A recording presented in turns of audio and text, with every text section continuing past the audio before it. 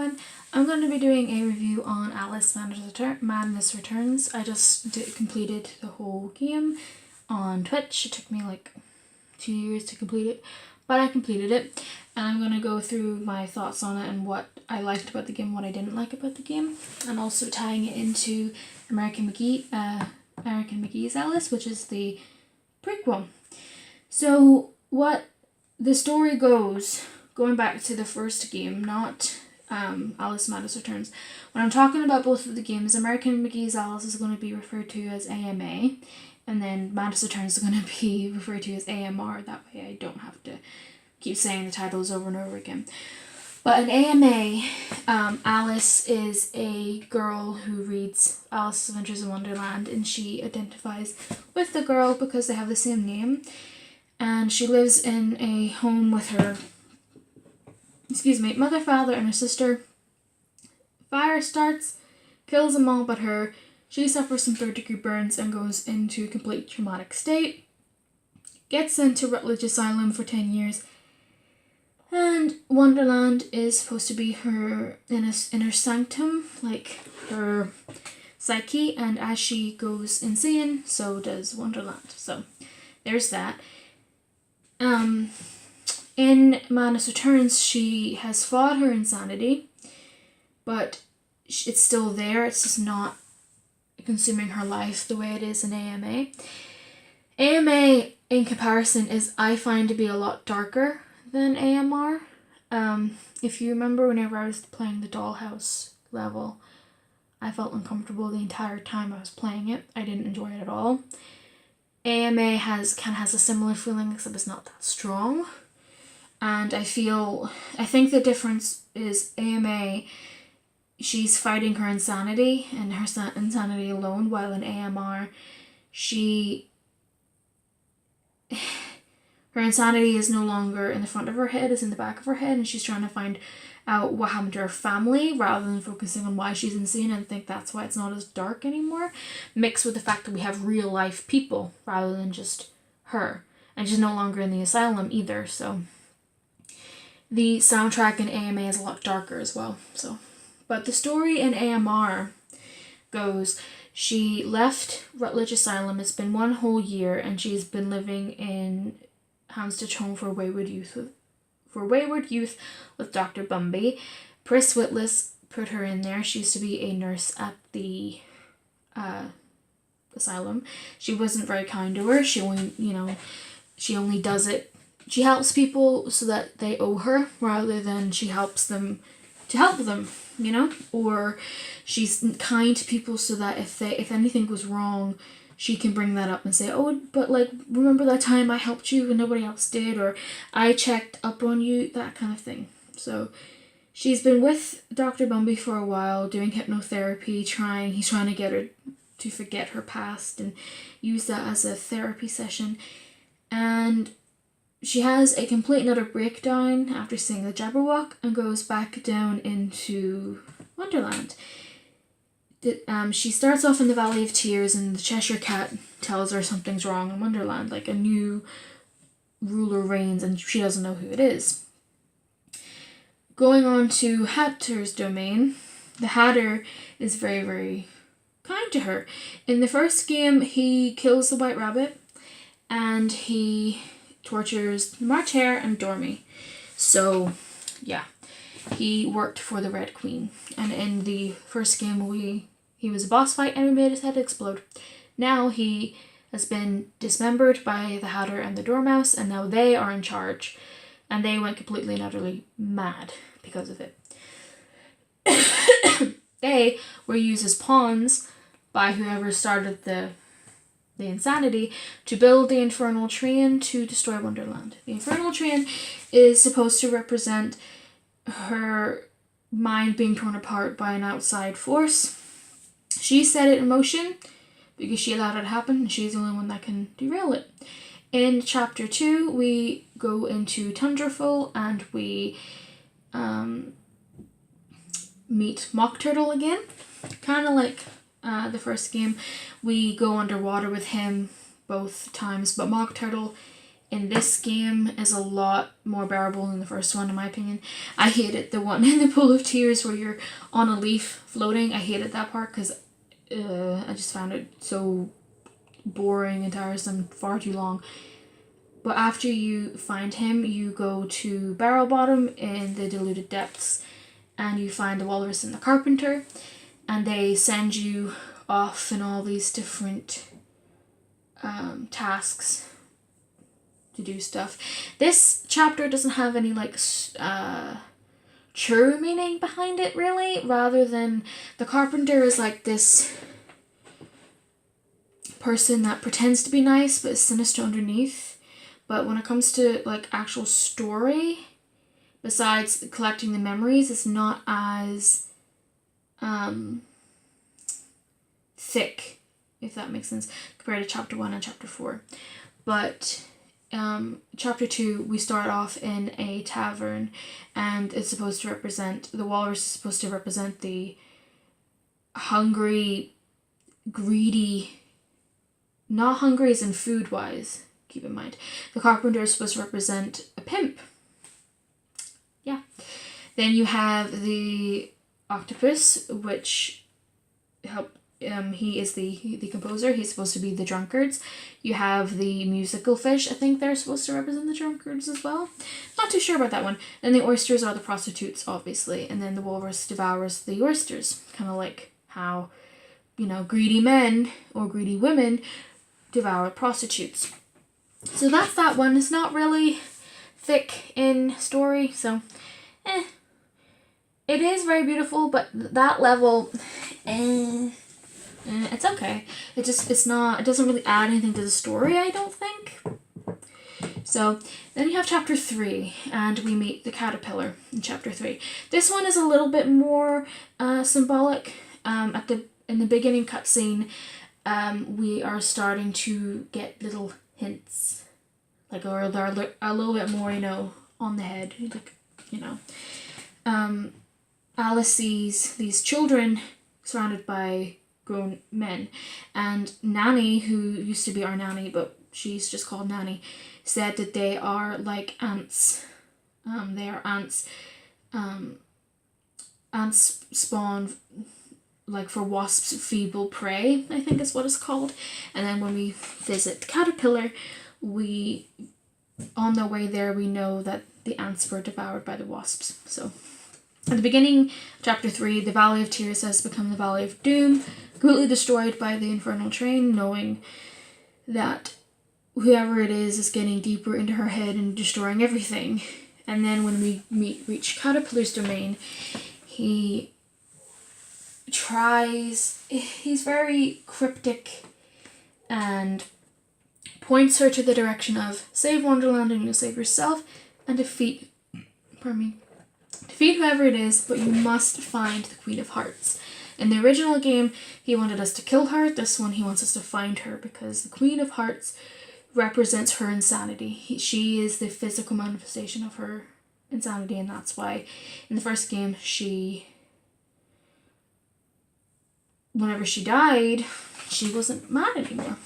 Queensland is my personal favorite chapter. It's so reminiscent and lovely, but it's the shortest chapter. And here is where we get a few hints when it comes to the memories. We find out that it was Dr. Bombay, but she doesn't know, she doesn't realize it, like, it doesn't make any sense.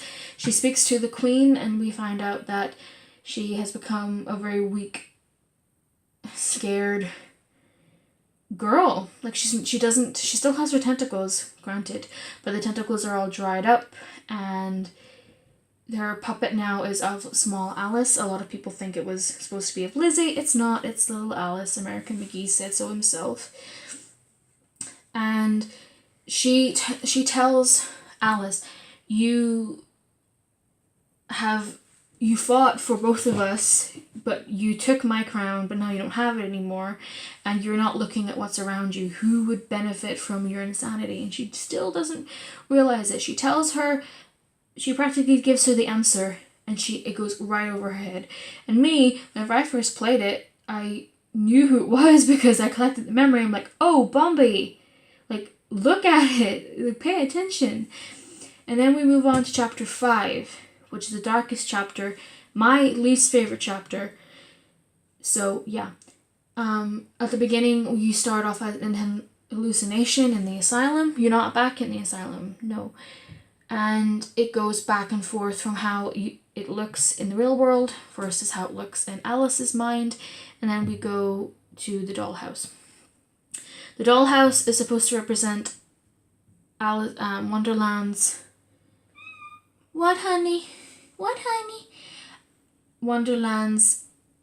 What's the word? Way of telling her that they're being molested. So there's a lot of one eyes everywhere. There are a lot of lips, a lot of bloodied beds, destroyed toys. The insane children are in this chapter.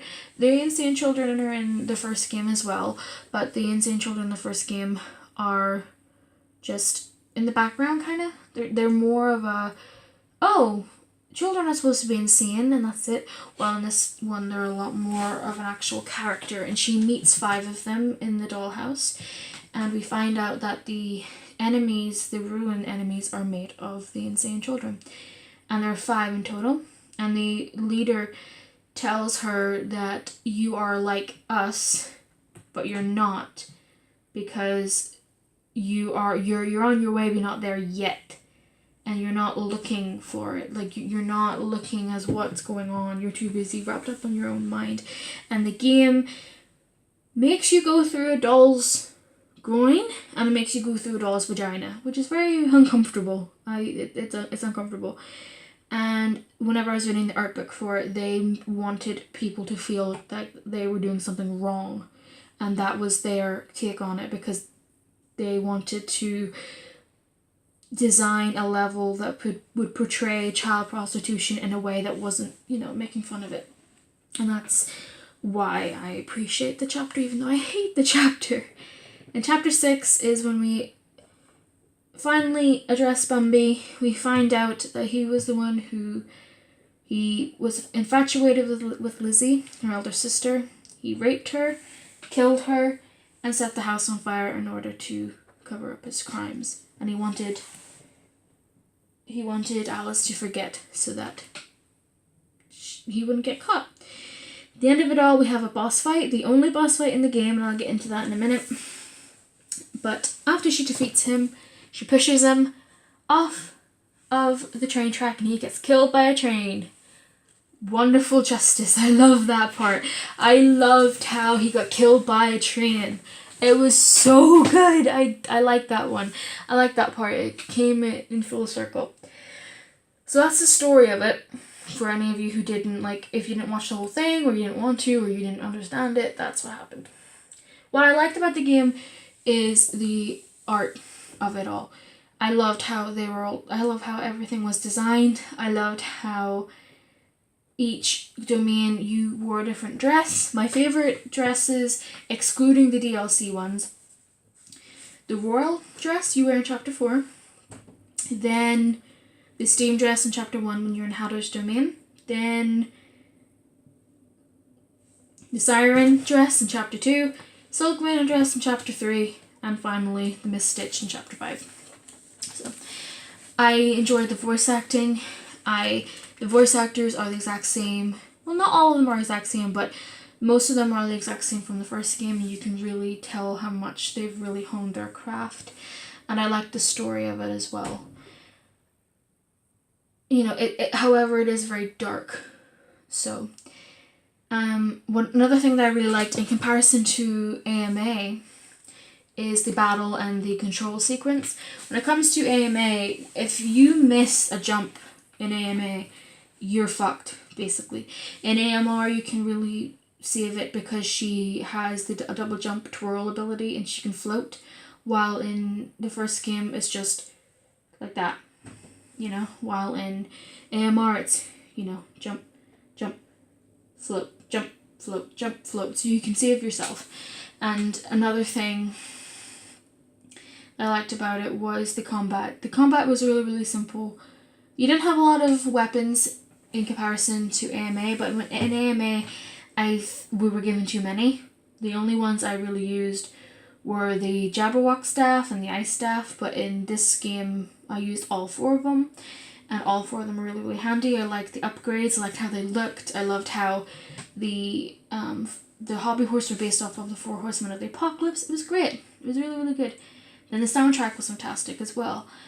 In comparison to AMA, the soundtracks are very, very good on their own. I wouldn't compare the 2 of them, because even though they are a prequel and a sequel, AMA soundtrack captures the raw insanity, loss. She's on her own, she's trying to help herself, and then AMR is a little bit stripped back, but still has that little bit of darkness, because it's not as focused on her insanity as the first one is, because she has other people around her, and she's more so focused on finding her memories as well, like trying to recover what happened rather than focusing so much on why she's mad. What I didn't like about the game was how easy it was. It was very easy. I played it on Nightmare difficulty whenever I finished my initial playthrough, and I completed it within like 6 hours. You know, hi baby. And also I never noticed like how the chapters themselves are very, very short whenever you're not looking for anything. Whenever I was looking for all of the collectibles, it took me forever, but like with chapter 4 in particular, I timed it. I completed it in 40 minutes. So, and whenever you're making a beeline, if you know what you're doing and where to go in all the chapters, it's very, very quick, it's very fast. So there's that. Another thing that I didn't like about it was the fact that there wasn't any boss fights. In AMA, there are a lot of boss fights. You have the Duchess, she's the first boss fight. You have the Centipede, you have the Jabberwock, you have the Tweedles, you have the Mad Hatter, you have the Red Queen. So yeah, you have a lot of them. What, baby girl? Why are you crying? She's annoyed that I'm not paying attention to her, that's why. So that's kind of annoying. The only boss fight you have is a doll maker, and he's kind of simple, really. But the symbolism of the doll maker is really, really interesting. Can't remember, I think the hand with the black nails is female, the hand with the red nails is male, and so like they act differently. Like one's technically weaker than the other. It's very, very weird.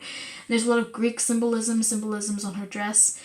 One thing that I really that you could tell, unfortunately, was that the game was rushed. Blame EA, don't blame the developers. In the art book, they were telling about how they were going to add Alice in chapter 1 in a teacup, like rowing through tea. They were going to have her swimming in chapter 2. They were going to, in chapter 5, they were going to have her stare at people while she was in the asylum. They were going to explode. They had all these ideas, and they were scrapped. So they had like a concept of light water and dark water. So dark water in chapter 2 was when she had to swim, and then light water was when she could walk, and it was categorized by different shades, and it's really, really lovely. It's really beautiful. Overall, I highly recommend the game. If you like platformers, if you like games with a good story, if you like games that are very artistic, where you can literally take hundreds and thousands of screenshots and everything would be a perfect background picture, by all means necessary, buy it. I enjoy it, and not only that, you do get AMA with it, so that's good too. Overall I give it an 8 out of 10. I think if they added a little bit more boss fights to it, then I think I would have liked it more, and if they made it a little bit separated a little bit more, because it's quite long as well. Like each chapter you're like in Wonderland, and I wish that they made London a little bit of a bigger place as well, then it would have been a full mark. So that's my overall take on it. that's my synopsis and my opinions. I hope you enjoyed it, and I hope you, if you haven't played it before, at least give it a go. At least play the first chapter. The first chapter is, in my opinion, like as close to Lewis Carroll, Disney, Wonderland as possible, and then whenever you get on farther down, it becomes a lot darker. So, thank you for watching, thank you for following, and I will see you in my next video, which will probably be a Resident Evil video. So I'll see you later. Bye!